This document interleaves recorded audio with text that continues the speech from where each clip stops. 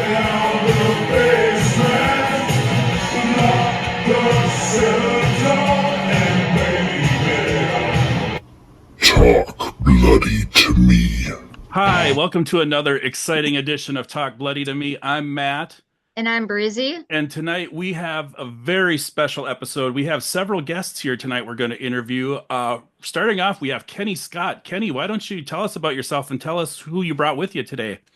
Oh, well, hey, I'm glad to be here, guys, and thank you for having all of us. Got some of my favorite people here tonight. As he said, I'm Kenny Scott. I'm a filmmaker and writer based in Southern Kentucky, and have with me my creative partner, Mr. Denny Kidd, and I'll turn it over to him.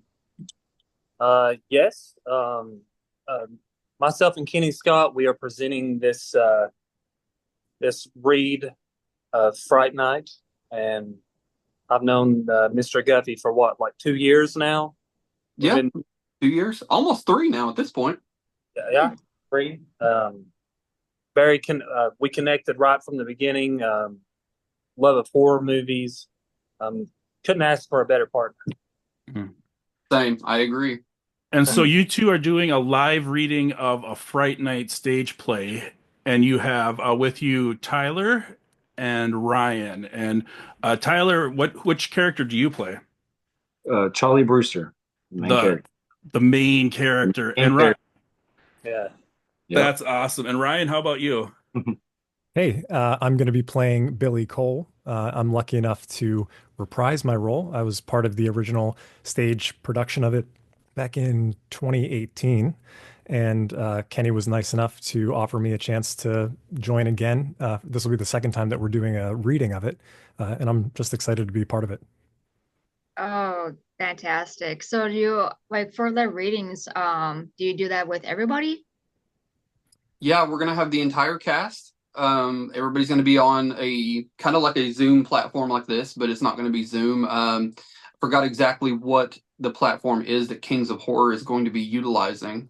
Because we were just doing it, Denny and myself, and then Kings of Horror, the YouTube channel, they wanted to get involved and host it for us, and we were very happy to have them to do it. And they're gonna take care of all the technical aspects, so that takes a lot of the pressure off of us. So Yeah. very thankful for them. Um, I had wanted to work again with Ryan on a film actually that I just finished recently, um, because I think he's a great actor. From what I've seen, I think Ryan is a fantastic actor, and I wanted to work with them again. And I still plan to work with them again at some point, besides just Fright Night. So keep that in mind, Ryan. Thanks, man.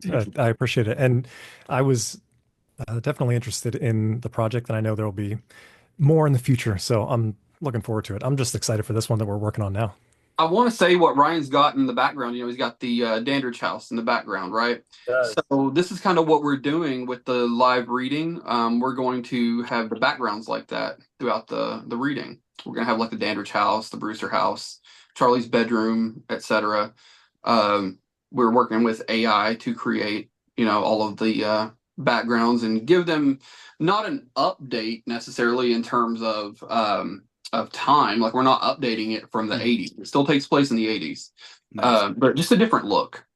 So I don't think that we can improve upon the stage production that was done because that was absolutely perfect and flawless in every way. So we're not even trying to. We're just kind of doing our own thing with that, because that was perfect. Yeah. This These this is seated readings are fun, though.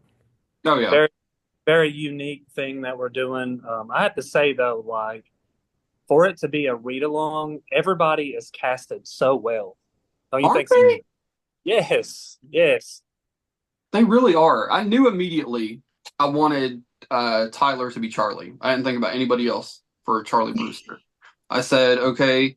Once Jim and I had that discussion, we said we were gonna do the Fright Night stage play, the dramatized reading of it. I was like, okay, I know who's Charlie Brewster. I immediately reached out to Tyler and said, okay, this is what we're doing. And Charlie is an interesting character. I wouldn't just give it to anybody, so he's in good hands. Nice. So So how did the stage play come about, and how did you guys decide to get involved in it? I think I'll let Ryan handle that one. You want to handle that, Ryan?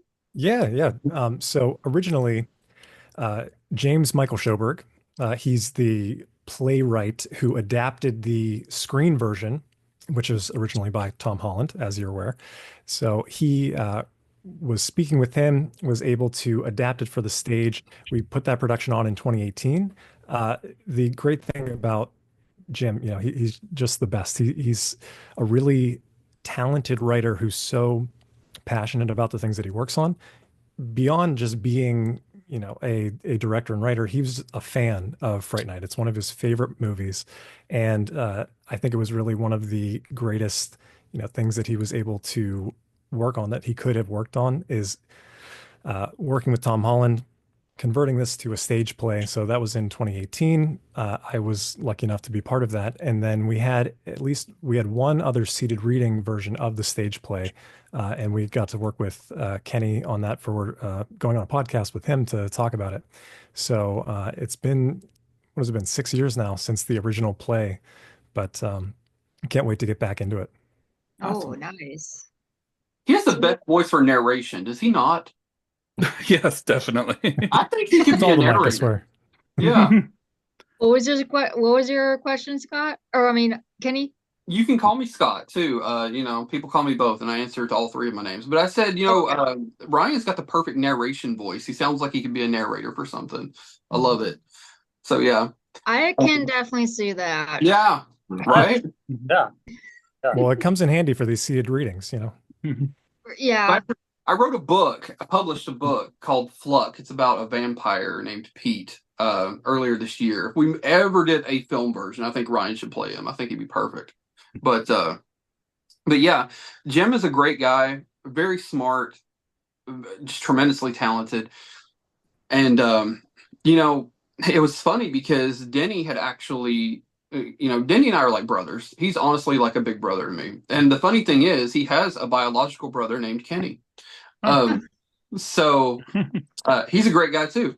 But Denny had reached out to me, and he had sent me the stage play version of Fright Night, something about it anyway. I don't remember if it was an article, I don't remember if it was a picture or what it was, but Denny had said, wouldn't this be cool if we could do something like this around here? And I was like, funny story, I actually know the writer. He's like, really? And I said, yeah. And so the next day I reached out to James Michael Schoberg. I reached out to him and I said, what if we wanted to put on just a dramatized reading of this? Not a stage play, but just a reading. Because here's the thing, there are limitations with the stage play. It would be ideal to do a stage play. Mm-hmm. However, you're very limited to the people who can attend. Right. Whereas if we did something online, anybody can watch it. And I also don't like, I don't know if you guys have ever watched a recorded stage play. Oh, yeah. So much gets lost in that translation.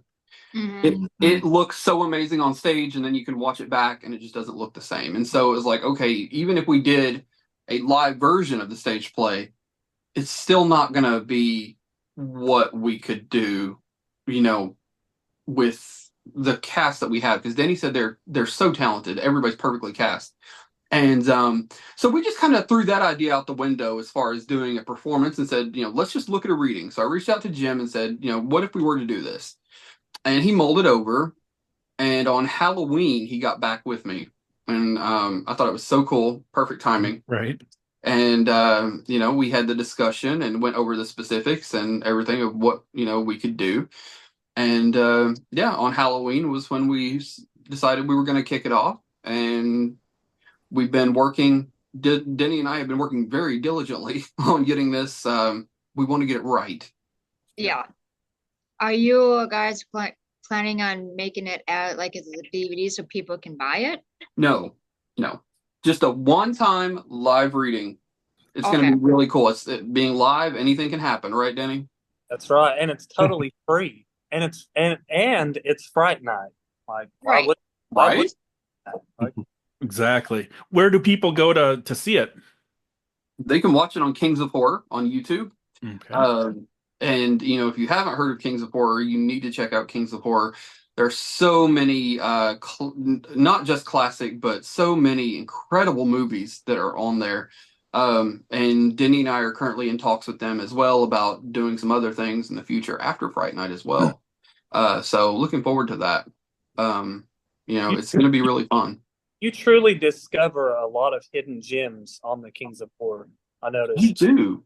Yeah. Nice. The film I had mentioned before we started recording, Night of the Undead, is on there. Oh, Denny's the nice. star. I was about to ask that too. I'm like, I was going to say, explain a little bit more of the Night of the Undead. Okay. So Night of the Undead it came about. It's basically an updated version of Night of the Living Dead, which everybody's seen Night of the Living Dead, right? Mm-hmm. The idea came to me during COVID because it was actually during the quarantine portion of COVID.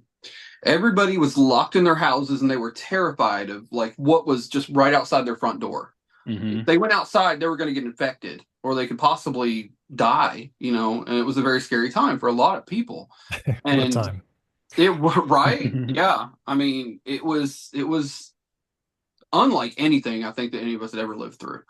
And, everybody locked in their homes and afraid of what was outside occurred to me. It was like, man, Night of the Living Dead is a great allegory for COVID. Mm-hmm. And so I got the idea in my head. This is a movie I want to make. I was like, it's time to retell Night of the Living Dead using COVID as the underlying allegory for the zombies. And so Night of the Living Dead being public domain is the great thing because you didn't have to, worry about any rights issues or any hoops to jump through. You could just do what you wanted to do with it. And so I reached out to Tyler Aucoin, who is a fantastic writer. He's actually the writer on my current film project. Tyler wrote an incredible script.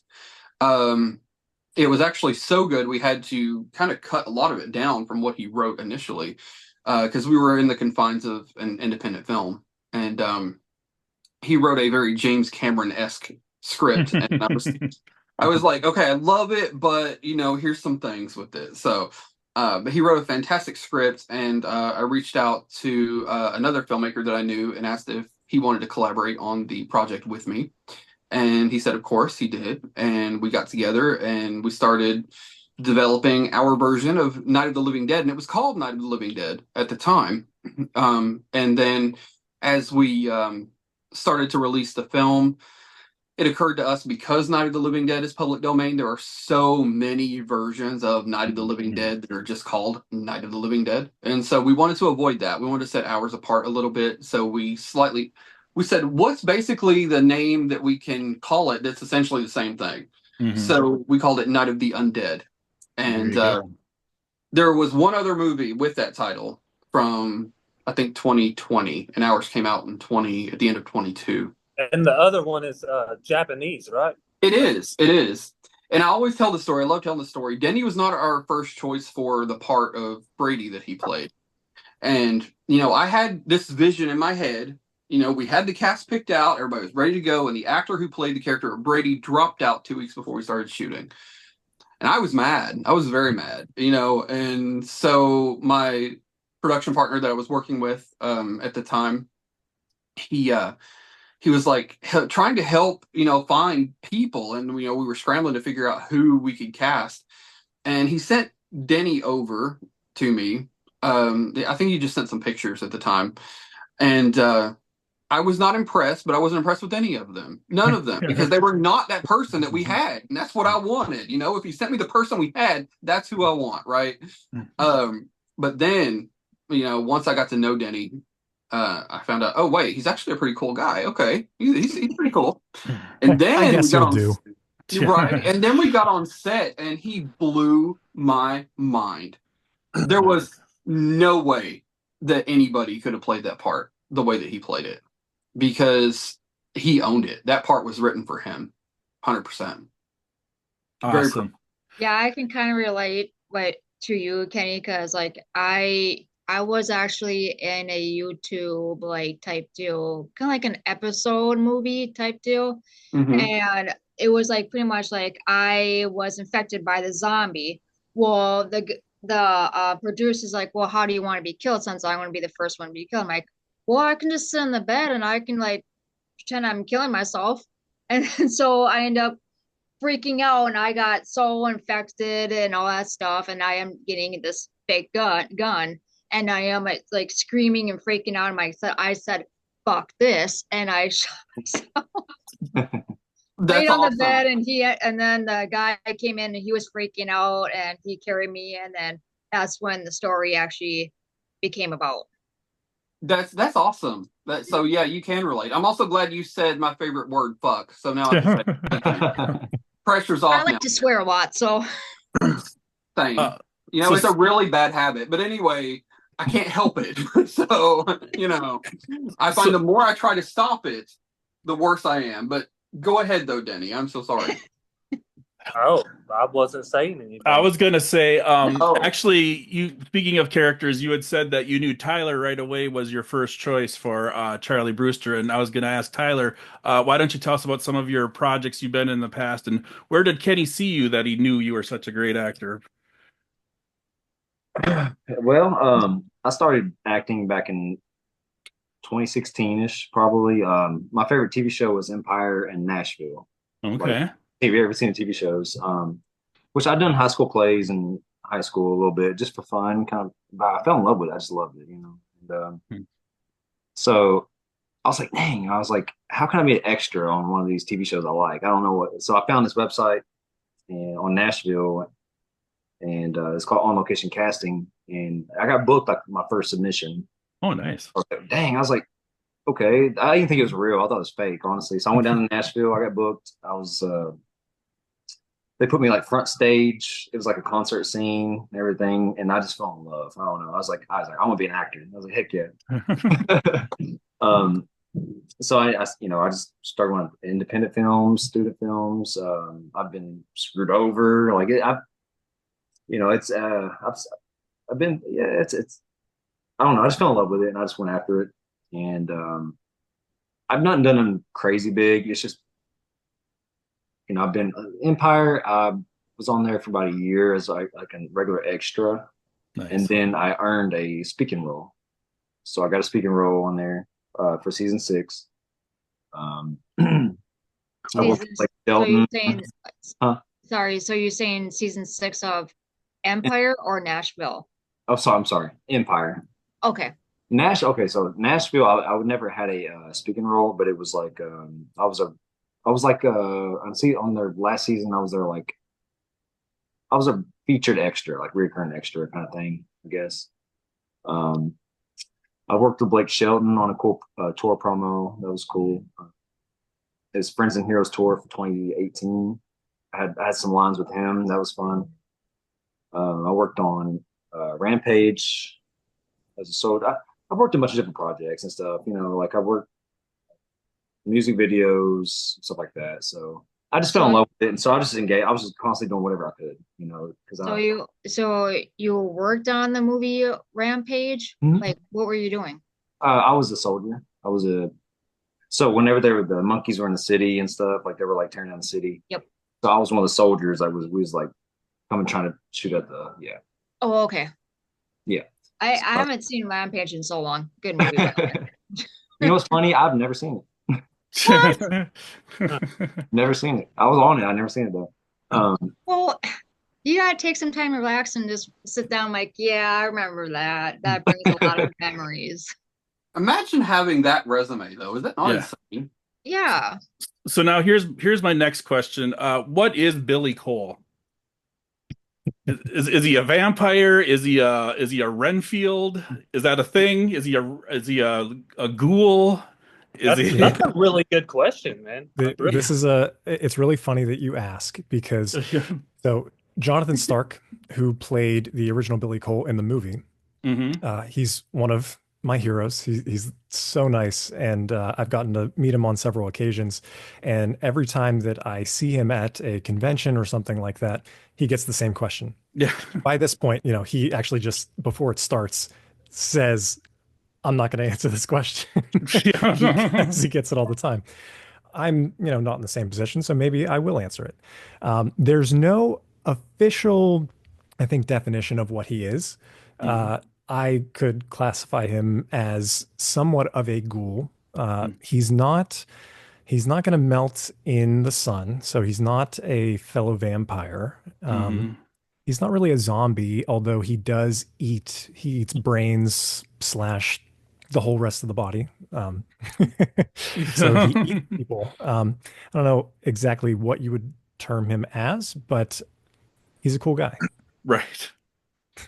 Fair enough. I think that's the an accurate answer. Yeah. I'm so happy that he got the question, though, that Jonathan Stark gets all the time. That makes me so happy. Sure.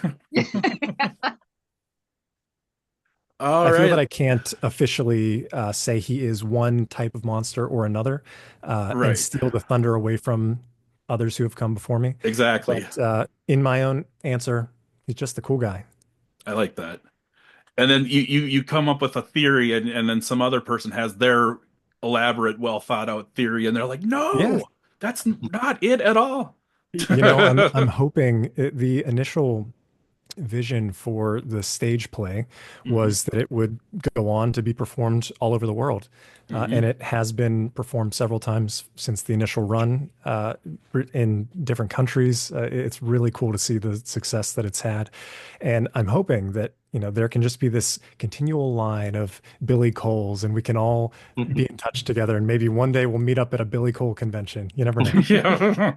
Yeah. Well, you could come to Crypticon, Minnesota. I mean, we will always be there. That'd be That awesome. would be cool.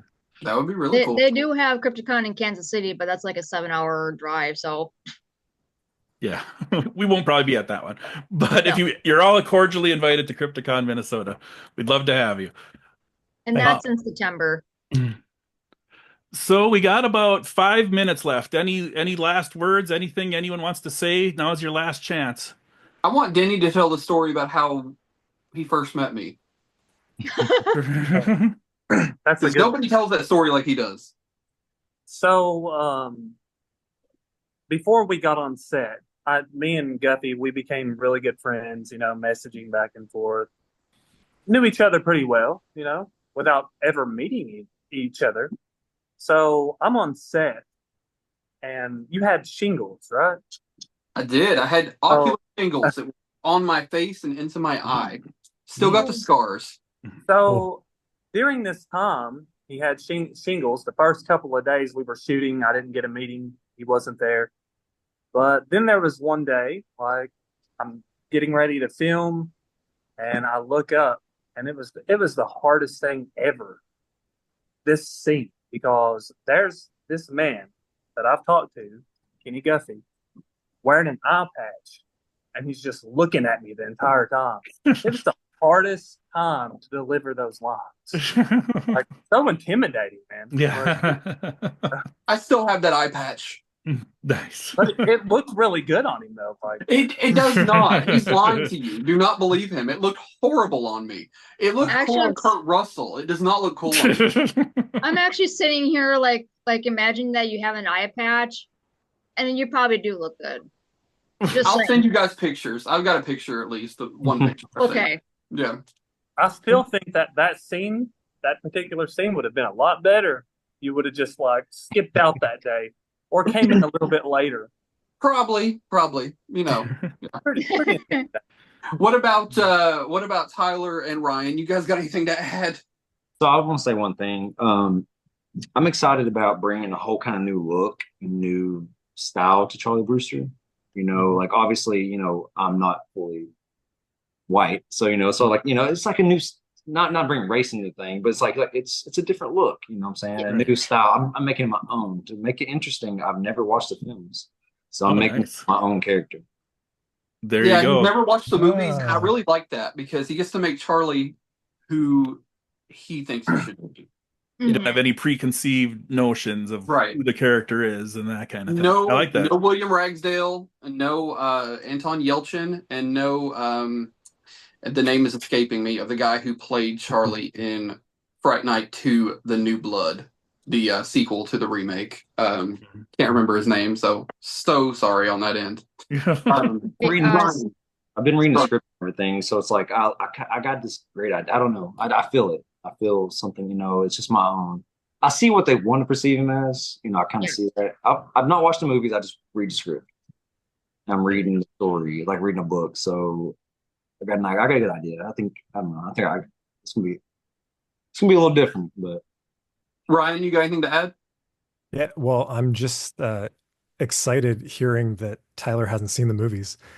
It's going to be really cool for you to do the seated reading with everyone because you're going to experience it that way for the first time. And then later on, you can watch the movies and yeah. see what you think. But you're going to love them because they're classics. And I think everybody on this call who has seen them probably enjoys them. They're some of my favorite movies. So it's definitely 80s Yeah, core, and it makes you nostalgic.